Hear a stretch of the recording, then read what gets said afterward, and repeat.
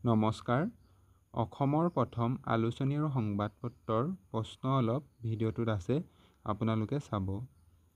আজি প্ৰথম প্ৰশ্ন, প্ৰথম অসমীয়া সংবাদপত্ৰ। উত্তৰ অৰুণোদয়, 1846 চনত প্ৰকাশিত। 2 নম্বৰ, অসমৰ প্ৰথমখন ইংৰাজী দৈনিক কাকত। উত্তৰ দি আছাম ট্ৰিবিউন।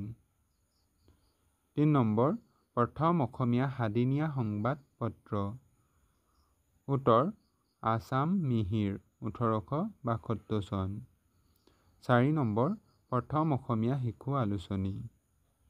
উত্তৰ ল'ৰা বন্ধু, 1888 চন। 5 নম্বৰ, প্ৰথম অসমীয়া মহিলা আলোচনী। উত্তৰ ঘৰ জেউতী, 1927 চন। 6 নম্বৰ, প্ৰথম অসমীয়া ব্যংগ আলোচনী।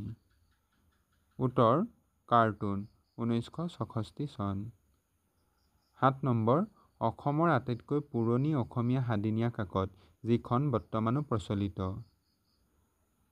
উত্তৰ সাপ্তাহিক জনমভূমি। 8 নম্বৰ, প্ৰথম অসমীয়া সাদিনীয়া আলোচনী। উত্তৰ নৱযুগ, 1963 চন। 9 নম্বৰ, প্ৰথম অসমীয়া মিনি আলোচনী। উত্তৰ বিন্দু, 1970 চনৰ। সম্পাদক ডক্টৰ ভূপেন হাজৰিকা। 10 নম্বৰ, দুটা ভাষাত প্ৰকাশিত প্ৰথম সাপ্তাহিক কাকত। উত্তৰ আছাম নিউজ, 1882 চন। 11 নম্বৰ, প্ৰথম অসমীয়া পষেকীয়া আলোচনী। উত্তৰ অক্ষ। 12 নম্বৰ, প্ৰথম অসমীয়া বিনোদন আলোচনী। উত্তৰ বিস্ময়। 13 নম্বৰ, প্ৰথম কৃষি বিষয়ক আলোচনী। উত্তৰ আছাম কৃষি। 14 নম্বৰ, প্ৰথম অসমীয়া ক্ৰীড়া আলোচনী। উত্তৰ অভিৰুচি। 15 নম্বৰ, প্ৰথম অসমীয়া দৈনিক বাতৰি কাকত।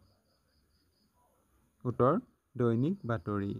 যদি ভিডিঅ'টো ভাল পালে লাইক এটা কৰি দিব আৰু এনেকুৱা ধৰণৰ ভিডিঅ' পাবলৈ চেনেলটো ছাবস্ক্ৰাইব কৰি দিব। ধন্যবাদ।